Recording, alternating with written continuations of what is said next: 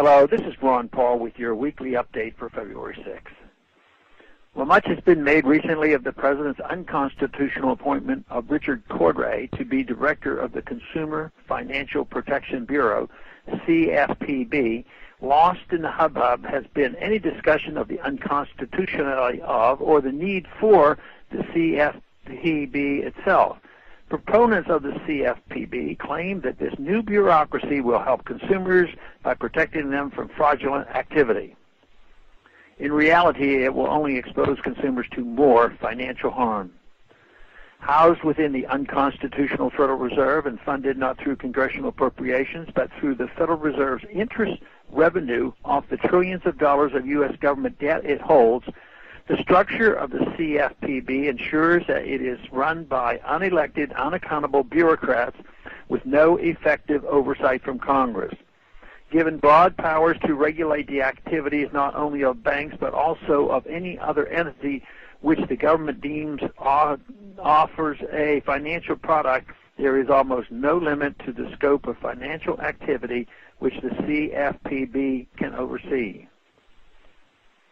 Giving impetus to the CFPB's creation was the poor reputation of Wall Street banks and financial firms that developed as a result of the financial crisis.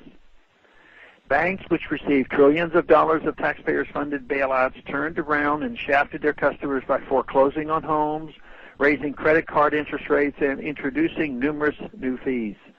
But rather than keeping Wall Street in check, as its proponents allege, the CFPB will end up placing further restrictions on the ability of Main Street Americans to engage in productive financial endeavors. Current law already allows only the richest Americans to invest in potentially lucrative ventures such as hedge funds because such investments are deemed to be too risky for the average American to invest in.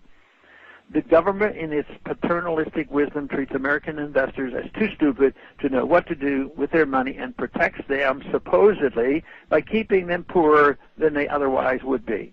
We can expect even more of this once the CFPB is running in full stride. The CFPB will further harm consumers by encouraging them to use only financial products which have received the Bureau's approval. Many consumers will assume that these products are safe and will fail to engage in their own due diligence with predictably unfortunate results. We have seen this with the stock markets in the cases of Bernie Madoff and Alan Stanford, where investors trusted the SEC to prevent fraud ended up suffering huge losses. Social Security is a similar case in which millions of people place their trust in the government to take care of them in their old age. The inability of Social Security to pay its future obligations is well understood but ignored, and millions of Americans will likely once again learn the hard way that the government cannot be taken at its word. Thanks for calling this update.